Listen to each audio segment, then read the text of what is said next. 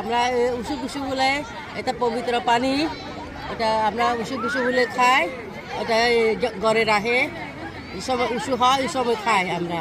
My opinion of this festival is it is full of color and full of tradition that is probably hundreds of years old, and it's so nice to see people from all over come together, and the outfits are beautiful.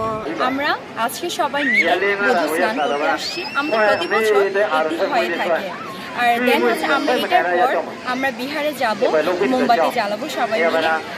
বিকেলে আবার পিঠা উৎসব আছে, সবাই মজা করে পিঠা উৎসব করবো। দেন হচ্ছে সকালে আবার সবাই মিলে আমরা ছ্যাং দিতে যাবো। আজকে 14 এপ্রিল, আজকে বাংলা নববর্ষ, যেমন বাংলাতে যেমন নববর্ষ, তেমনি আমাদের বৌদ্ধ ধর্মে এবং বার্মাদেরও ফাল্গুন উৎসব। আজকের দিনে আমরা সকলে এসেছি নদীর পাড়ে বুদ্ধ স্নানের জন্য। বুদ্ধ স্নান করে বুদ্ধের আশীর্বাদ নিয়ে আমরা নতুন বছরকে বরণ করে নিব এবং আমাদের এরপরে আমরা বিহারে যাবো এবং বিহারের পরে আমাদের সন্ধ্যায়ও পিঠা উৎসব আছে।